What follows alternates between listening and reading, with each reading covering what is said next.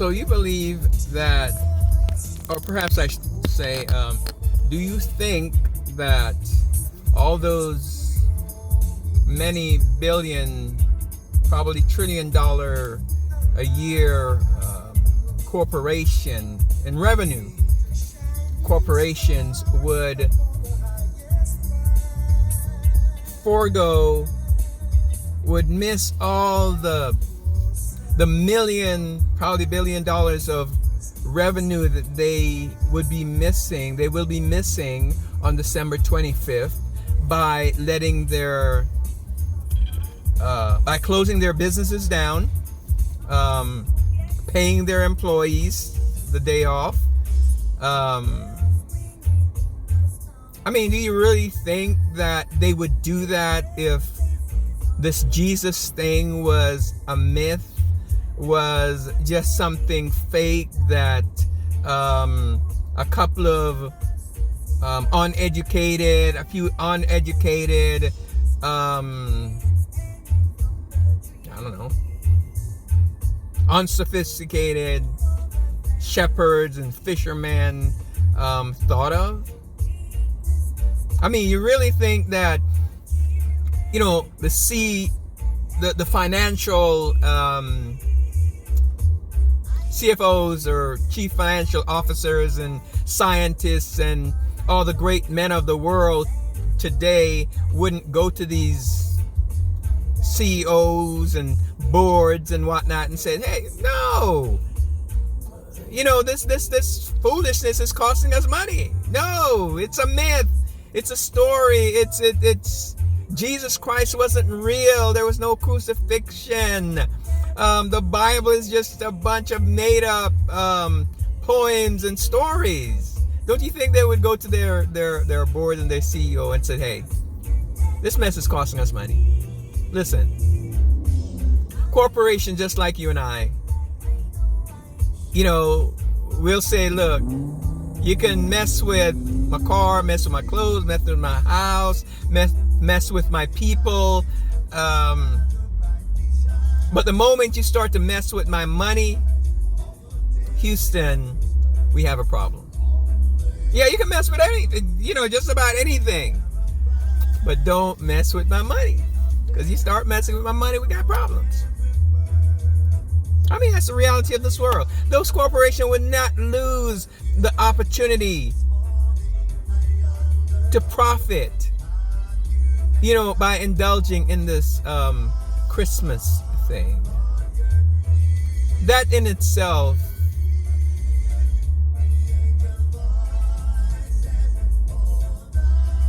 is placing their stamp on the fact that Jesus Christ was real. He did come, die, was resurrected, and will return.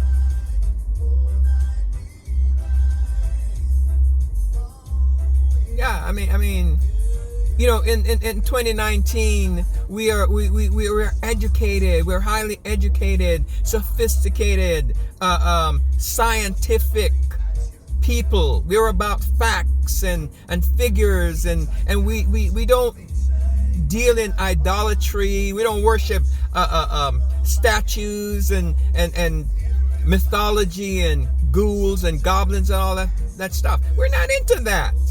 None of us. You know, I have a degree in mechanical engineering, which is science and math and all that stuff. I don't have time for all that, you know, ghosts and goblin kind of stuff. I wouldn't follow Jesus. I wouldn't believe in you know, in Jesus Christ, in the lifestyle that he has taught us to live. I wouldn't believe in that if I didn't see the sun, the moon, the stars, the ocean, birds, mosquitoes, flowers, fruits, all the things of nature, and know that man didn't put them in their places, didn't create these things. I wouldn't follow Jesus. I wouldn't believe in that stuff if I didn't know for a fact that man did not create man, cannot create man, that mankind didn't create the miracle of birth.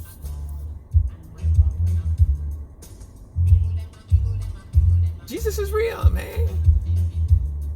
And December 25th is a testament to that fact. Why would we think it's strange that because we don't see, because God is not physical like us, then he's not real? I don't see the air that I breathe, but I know it's there because it has to be there in order for me to breathe. If it wasn't there, I would die. So I don't have to see everything. I don't have to touch everything. I don't have to, hear everything or smell everything to know that they're real. Some things, there are other evidence, and nature's evidence that God is real and that he sent his son to die for the sins of all of us, if we would accept it. The first Christmas, God gave his only begotten son,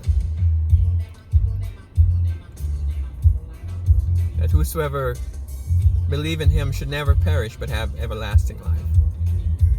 Jesus did come, man. December 25th, this Christmas thing that we celebrate is a testimony to that.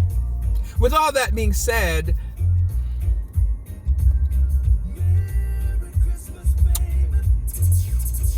we must, or I should say we come to the real premise that I want to tickle your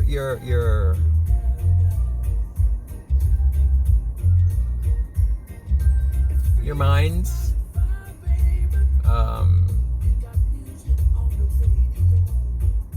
invigorate your thought about, is this Christmas thing?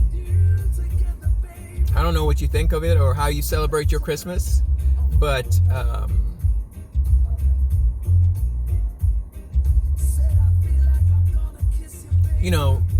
it's the day that we have chosen to honor and celebrate Jesus' coming. We're not declaring that this was the exact date he was born and thus and thus. We're just saying this is the day we've chosen to honor him like that. When I think about, I should say, I don't know about you, but when I think about Jesus, for a quick moment, especially in times like this, I recall him in a manger as a baby, coming as a baby. But my thought don't stop there. When I think about Jesus, I think about his death on the cross. I think about the fact that he died for sin. He died for our forgiveness. That's what I think about when I think about Jesus. And then secondarily, I think about how compliant is my life to his directions and teachings and words, etc., etc. Those are two things I think about primarily: his death on the cross, and is my life in compliance to his teaching. I don't know what you think about when you think about Jesus.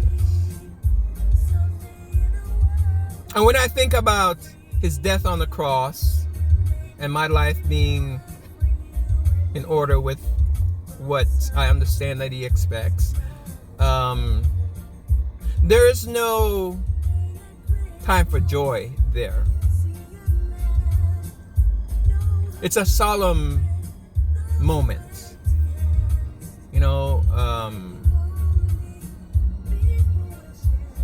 It's a solemn moment.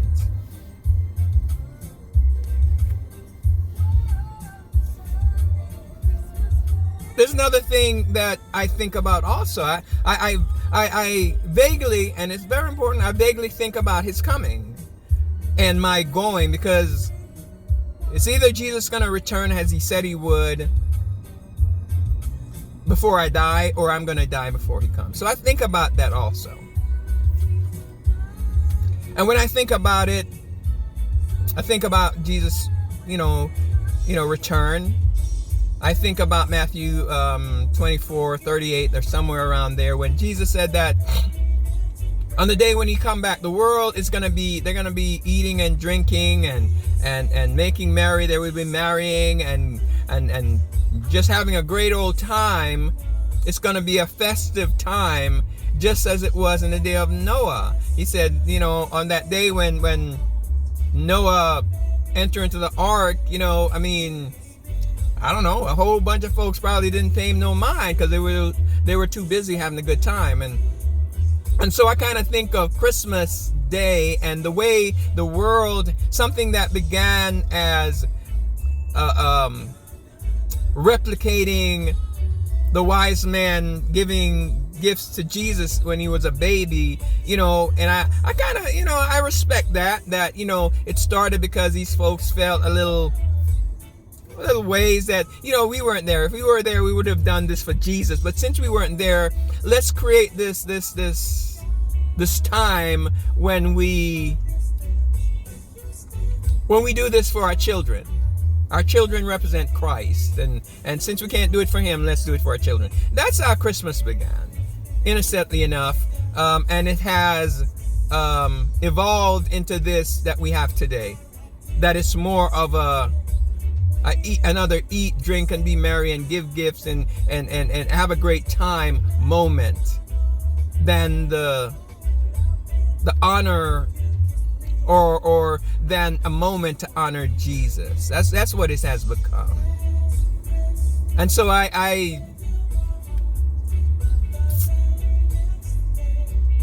kind of think that that's probably the day Jesus gonna come. It's gonna be on a Christmas day, I'm thinking. That would fulfill all the things that he said, that people are gonna be having a good time, partying and doing all this stuff, and not even watching for him. And with that in mind, then as a follower of Jesus, we should understand that Christmas Day, the day when we think about Jesus, when Jesus is all in our mind, all up in our mind, that it's a solemn moment for us. When we look at the world and they're just having a good time and festivity and all this stuff, we should feel saddened that really is no Jesus. There's no really Jesus Christ in the Christmas, as the world do their thing. And when we think about that, then it makes Christmas Day even more solemn for us. And I think as follower of Jesus, and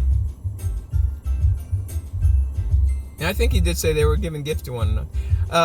As follower of Jesus Christ, and we looking at the world, we should take that moment to fast and pray for the world. Because in reality, there's nothing that you can give anybody on Christmas Day that you can't really give any other day. So all this gift giving, a lot of it is like overindulgence. We're giving people stuff that, they already have, or whatever, for the most part. I don't know how you celebrate, or, because, some people do save up to give some special things. So,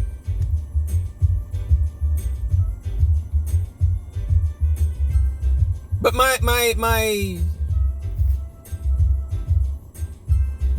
word of encouragement, or word to the wise, is that as followers of Jesus Christ, Christmas should be very solemn for us. We should take that time to pray and ask God to open the eyes of the world, so we can see our condition, our sinful state, and to see Jesus as he really is, to see what Jesus really came to do, to see the real reason why God so loved us that he gave the best thing that he had. In thinking about Christmas, we just give stuff. We're not giving all that we have. We're not really giving the for the most part, we're not giving the best that we have. It's not, Christmas has become, it's not really a godly time of giving. That woman, the woman with her 2 little mite or 2 little penny or whatever it was, she gave all that she had. And that's the kind of giving that is godly giving, when we're giving all that we had, or all that we have. Because God so loved the world that, He didn't send an angel. He didn't give us an angel. He didn't give us, whatever. He gave His only begotten Son. And in the process gave us the most important thing that we need, which is salvation. And for us, the most important thing that we can give to anybody, give to the world in particular, is our prayer. Asking God to open their eyes so they can really see the real reason for the season. Open their eyes that they can really see their sinful condition and to see Jesus as their Savior.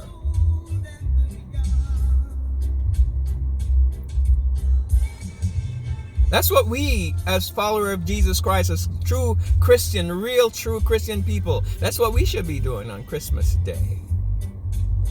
It should be a solemn assembly for us.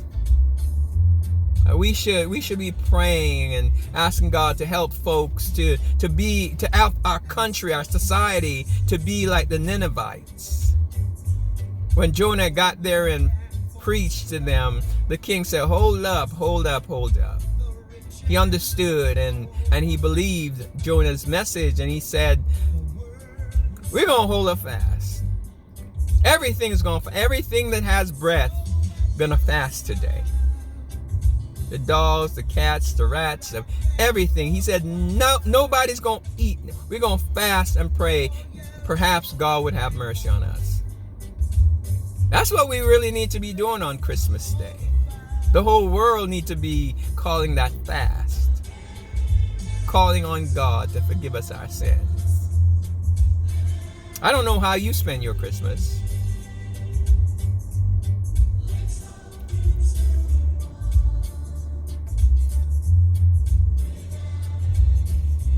I'm just saying, Christmas should be a time, solemn time of fasting and praying, asking for God's forgiveness for the world.